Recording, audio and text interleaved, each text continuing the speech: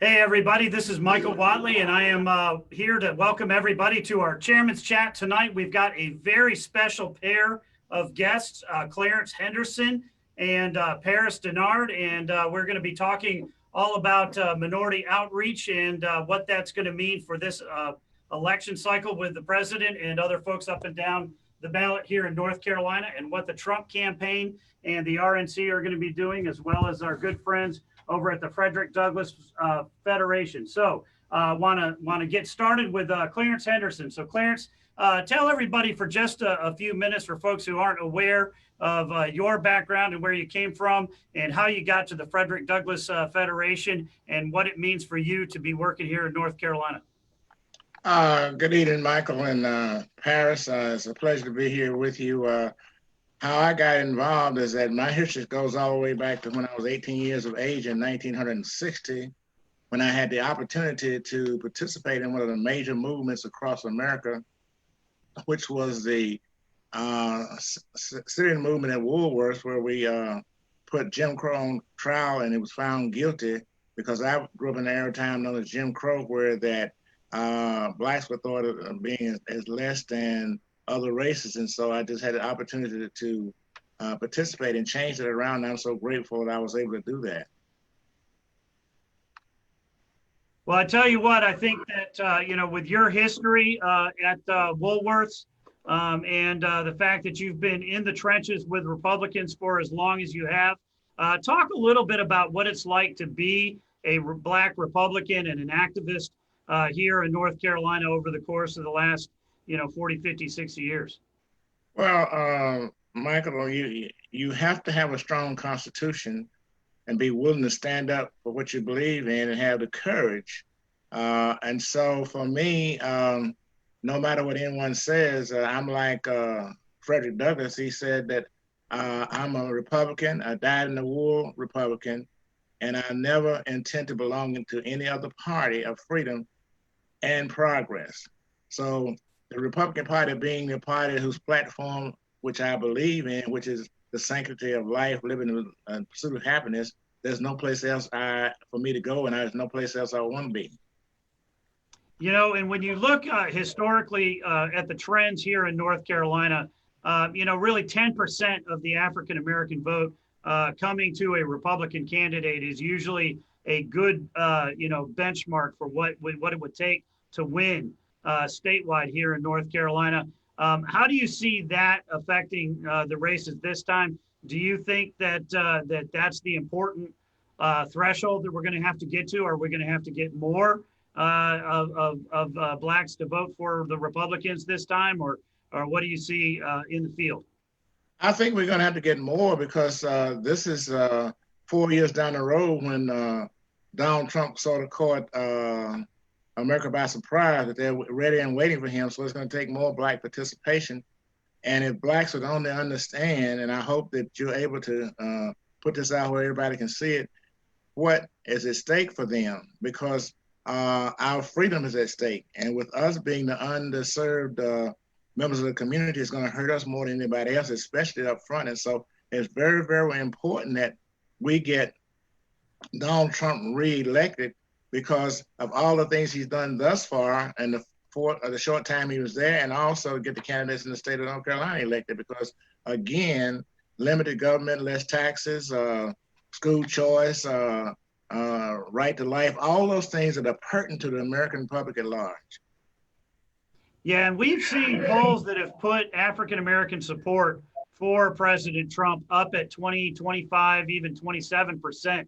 Do you think that holds throughout the course of the election cycle? What do we need to do here in North Carolina to kind of continue to keep that support up there and make it translate into actual votes?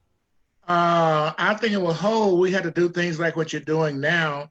We have to be bold enough to communicate to the public, American public at large, what is and what isn't, because there's a lot of misinformation out there, and we need to make people aware of what the facts are.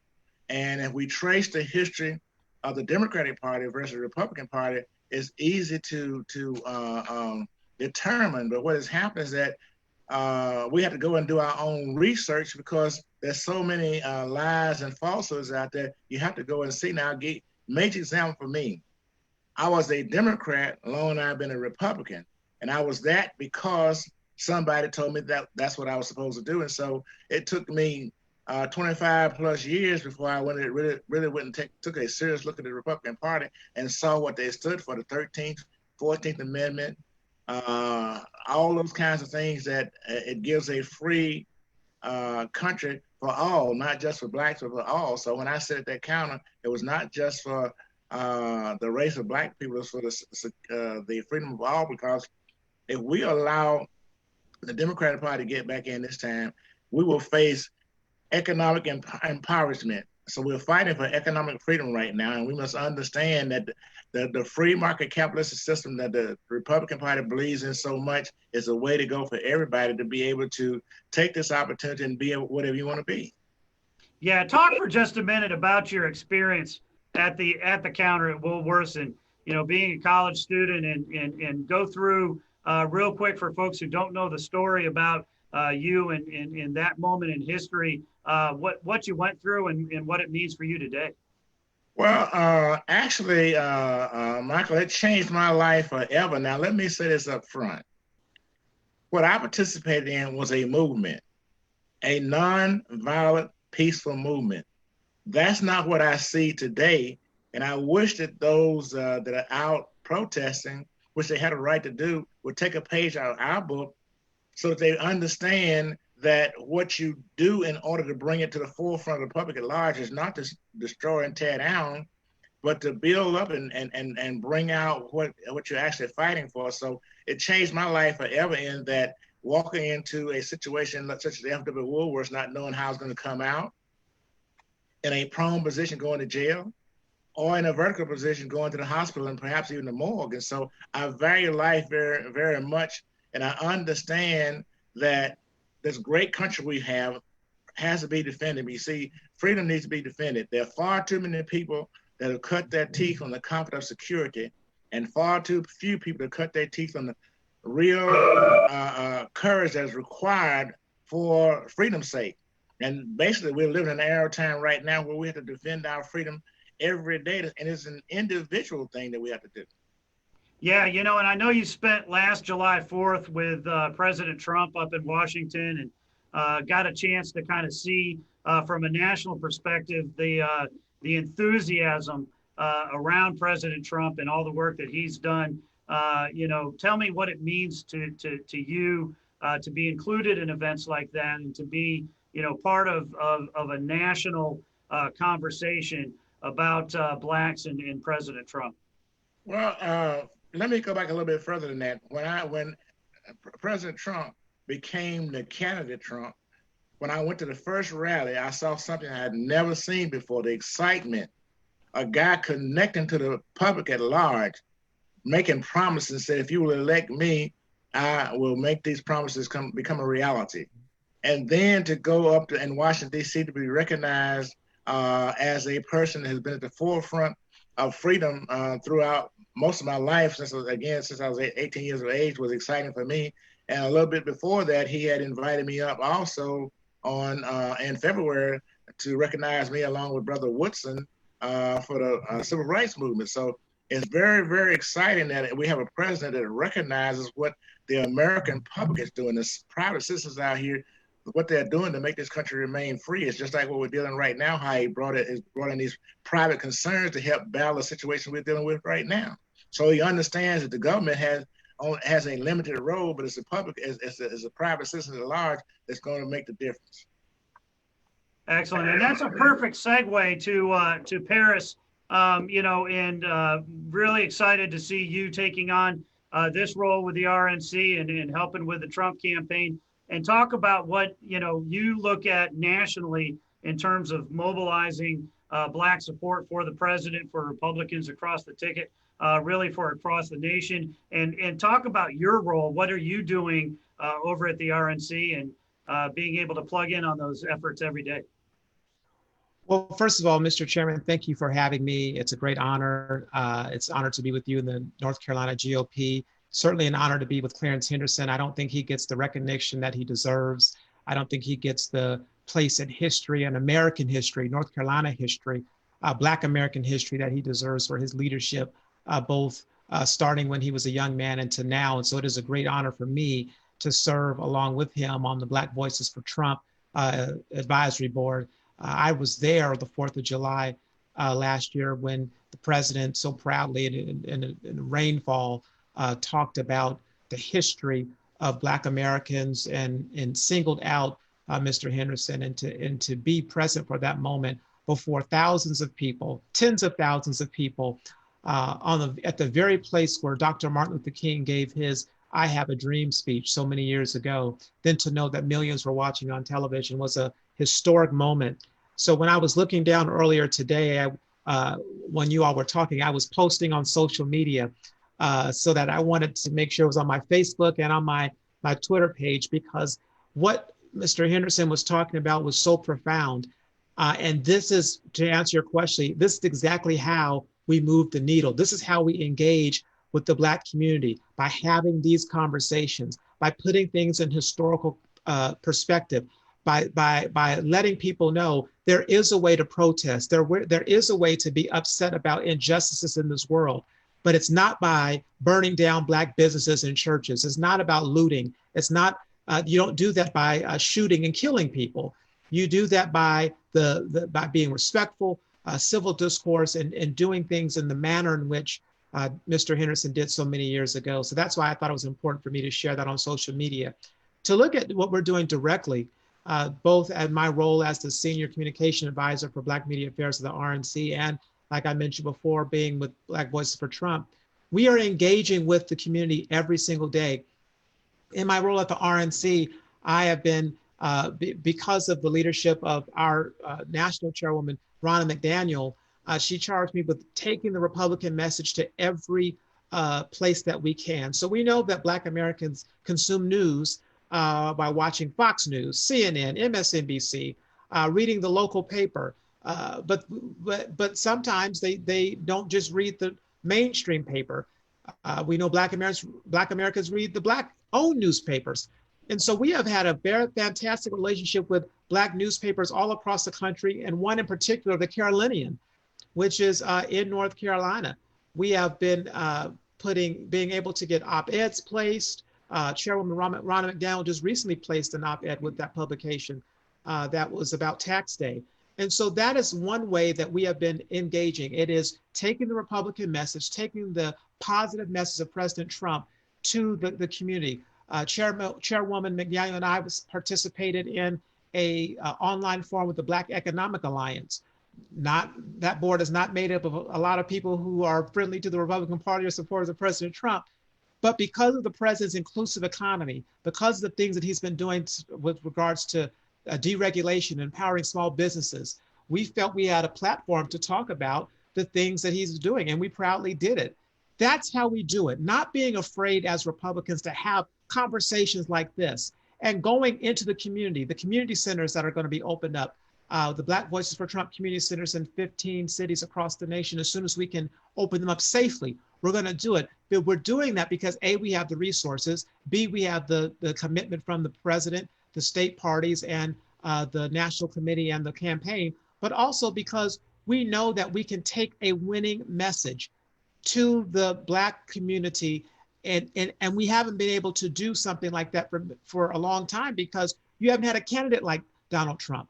You haven't had the track record that he has. Republicans or Democrats in office would love to have his record of results for the Black community. And it messages very well as long as we get the message to them. Because, Mr. Chairman, as you very well know, there's a false narrative. There's a lens that the media puts up against him. And so a lot of Black people just don't know what the president is doing.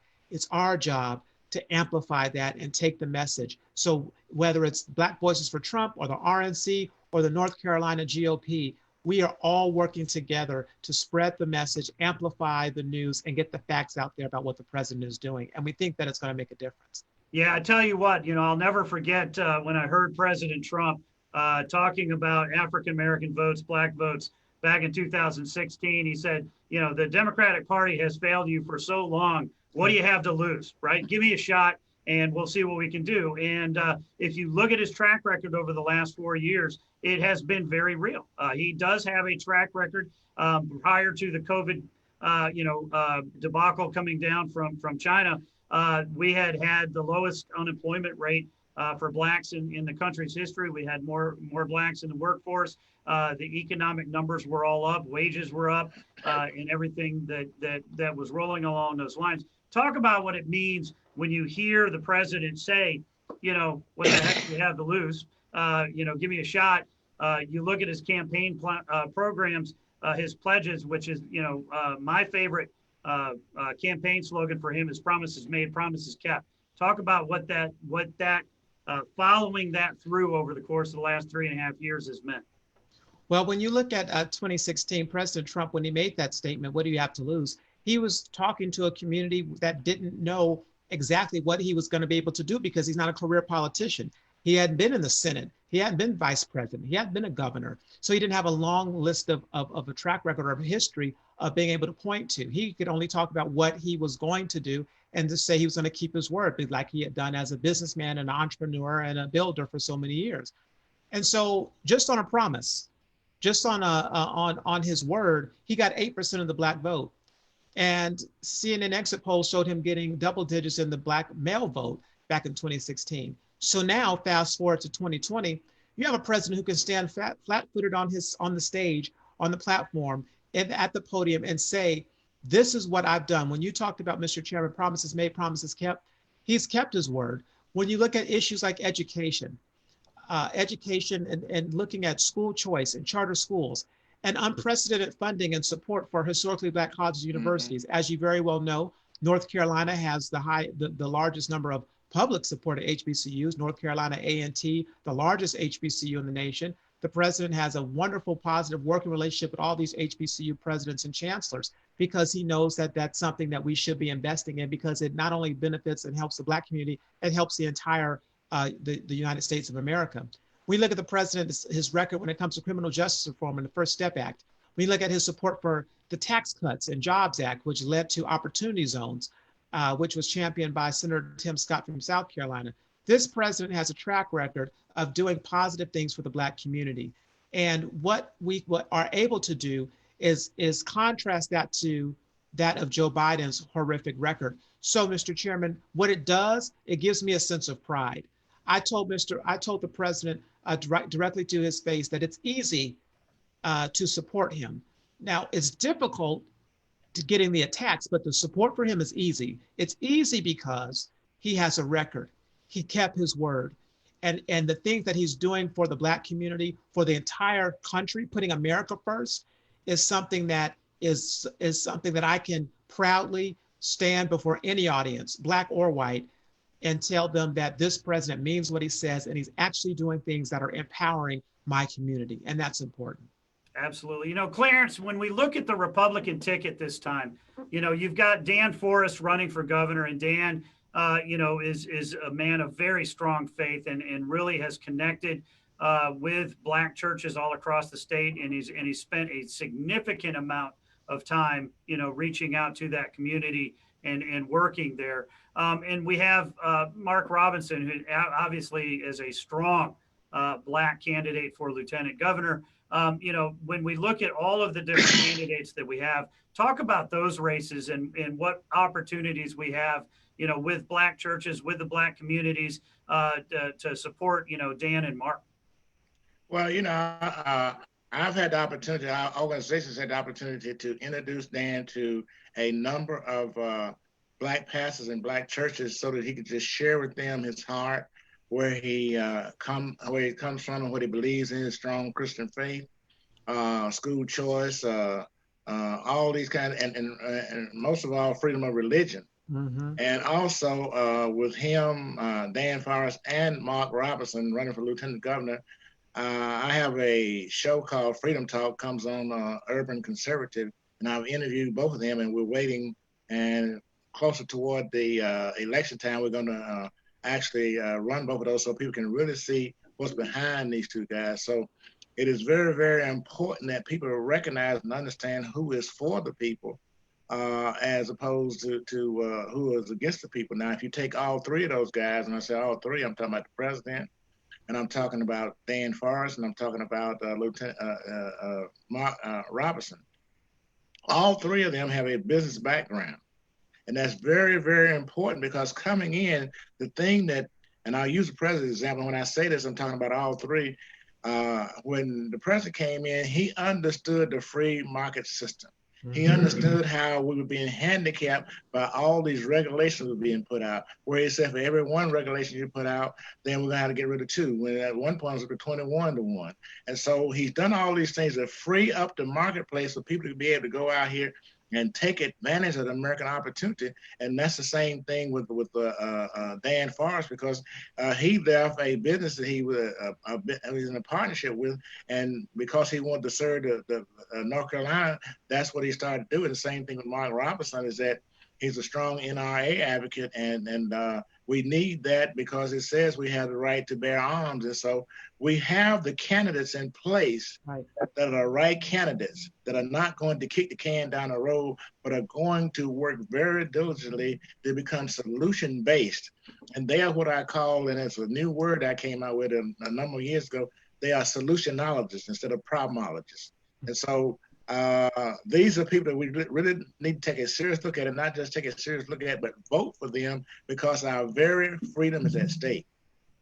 Yeah, you know, and when you look at the electoral map here in North Carolina, you know, places like Charlotte, Greensboro, Winston-Salem, and Raleigh are really so important just in terms of the number of voters that live in those districts or those counties, you know, in the cities that we have there. What do we need to do with the Trump campaign, the Forrest campaign, the Tillis campaign, the Mark Robinson's campaign to get into those cities?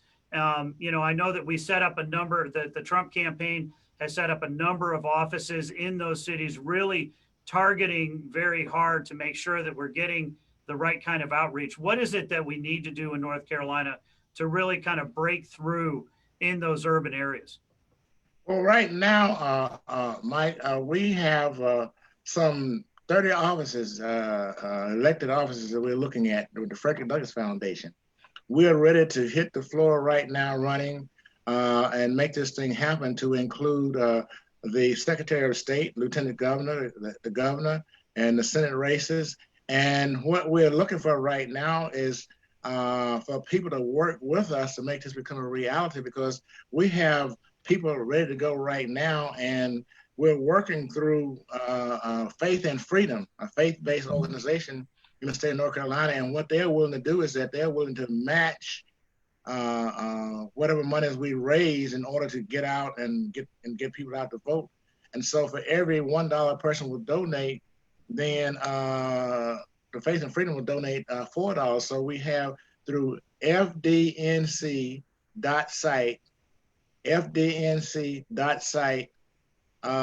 which is SITE. If we go to the Frederick Douglass page, what you will see there, and that's the Frederick Douglass website, you will see where you can actually hit the button and donate money to Frederick Douglass Foundation, not to Frederick Douglass Foundation, but to the Faith and Freedom.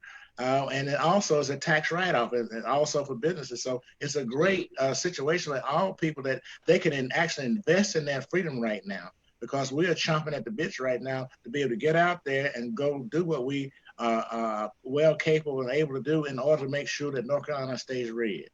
Excellent. You know, we heard earlier tonight that President Trump has canceled the Jacksonville celebration in terms of the RNC convention.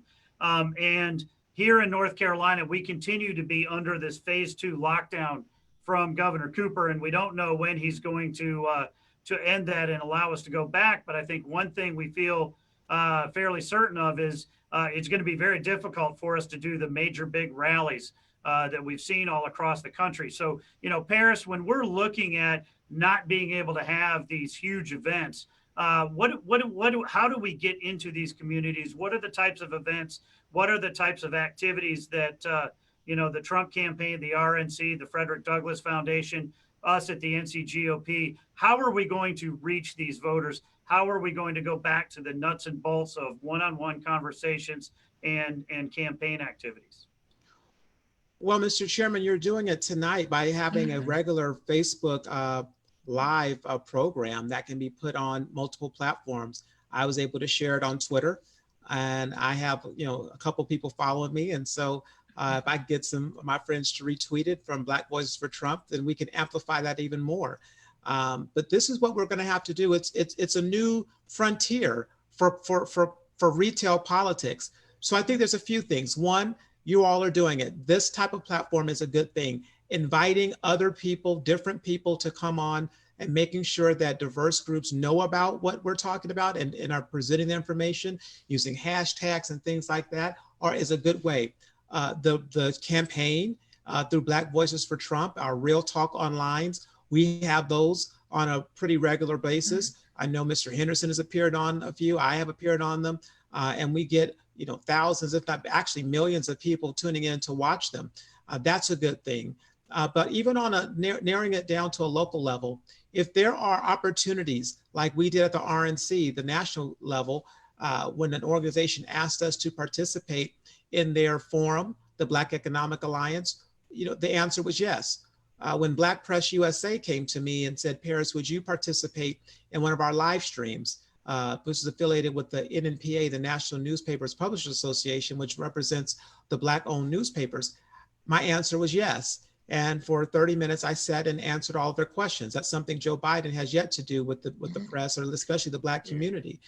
And so when you all get an invitation, the answer should be yes. And then find the best person that can go out and articulate the message that relates to that community, whether it's the Black community or the Hispanic community or the faith-based community. Because what we know is that we have a candidate that we can be proud of.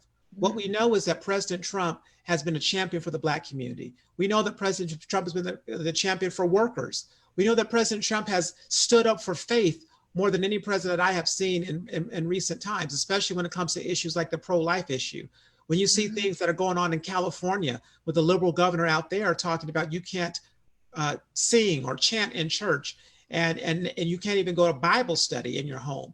If there's an opportunity for someone to have a Bible study and they invite, or if you can do something online and have a Zoom opportunity, say yes and find the best person to go in and communicate a message to that community group, because we have a winning message. So don't be afraid to go into to places we haven't gone before, because we have a winning message and we have a president and an agenda that has actually benefited this community in a positive way.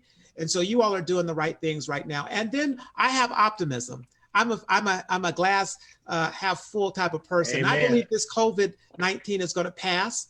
I think that we're going to be able to find ways of going in and having small events, maybe outdoor events, maybe having events in parking lots where we can do things that are in the guidelines that the local municipalities have set forth, but still find creative ways to be engaging. And I think that we can find ways of doing that, because by November, I am optimistic to believe that we'll be able to have some type of back to in-person events on a scale that is more common to what we know when we do traditional politics, because we need to make sure that President Trump is reelected, but more importantly, we've got to make sure that he has the support in Congress and the Senate and at the state level, because I will end by saying this: what we've seen during this COVID-19 pandemic is that local elections matter. Who's on your school board matters. Who's your mayor matters. The lieutenant governor, the governor, the secretary of state. All of these elections cannot be ignored. And we have to make sure that our Republican candidates who agree with what the president is doing are elected as well. Yeah, and Clarence, we've got such a great team here in North Carolina. You look at Dr. Ada Fisher, who's our national Republican National Committee woman. You've got Kevin Daniels, who has just joined onto the campaign. Fantastic. And we've got so many people across the state. Emmanuel Jarvis, who's our county chair over in Durham County, and Freeman Hardister over in Greene County, or Wayne County, excuse me. I'm just excited about the opportunities that we have with minority outreach, with Black outreach. What do you think is going to be the best way to really get into these communities and talk to the churches and talk to folks in the communities and get this message out like Paris is talking about? Well, I agree with everything that Paris said, Chairman Watley, and I want to give kudos to you and your team Absolutely. turning on a dime when you expected to have a convention where we'd all be together and to be able to put together what you've done through the virtual media you've done. So that's one thing. And another thing is that we are going into a number of churches right now. As a matter of fact, this weekend I'll be up in a little place called Gatesville, right up near the Virginia border, and we'll be up there talking with some people up there about the situation about America. We're at a major crossroads. The following weekend, I'll be down in Moore County and meeting with a church down there. So we'll pull all the plugs out, going to everybody who's willing to talk with us on an individual basis, like group basis. And also, it's just like what Paris said with Black Voices for Trump, which is a major opportunity for the voices that are not heard to be heard. And this is the first time that we've seen a president reach out to the Black community, such as he has, to come up with an idea about Black Voices for Trump, to be willing to sit down and listen. I remember when he first opened up in Atlanta, Georgia, and how he came down there and just spoke from his heart about the things that he was willing to do. Because see, here's a man, and a lot of people don't realize it, he doesn't take a salary. Right. He's losing money by being the president of the United States. And he cheerleads our country. He believes in our country. Mm-hmm. And all the people that are running on tickets right now in the state of North Carolina that are Republicans, we care about America. We defend America. We know that we have problems because everybody's imperfect, but we also know that we're better together than we are apart. And so the Republican Party sets forth to do the same thing that I did back in the 60s, is to help bridge the gap between whatever situation is going on in this country to make for a better America. And that's what we have done, and that's what we will continue to do. So if you continue to do what you're doing, if Paris continues to do what he's doing, and I continue to do what I'm doing, then we have a winning combination there, because there's so many innovative ways that we can get things done. We also have some ads, we've been doing some ads down at your place. And again, because you had the foresight, the insight, so well, I'll open the doors up so you guys can come in and do some advertising and talk about why this candidate, that candidate for the Republican Party.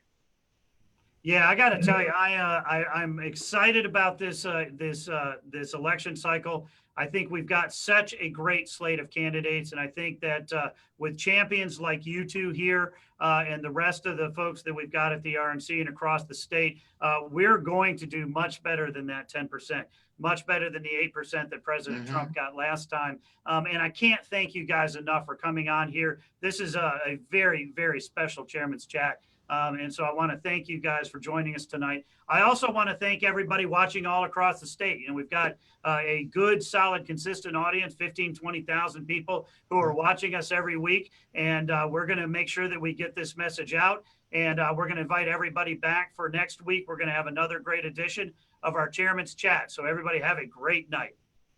You too, Paris. Michael, you have a great evening. Thank you, Clarence. Good to see you. Thank you, Mr. Chairman.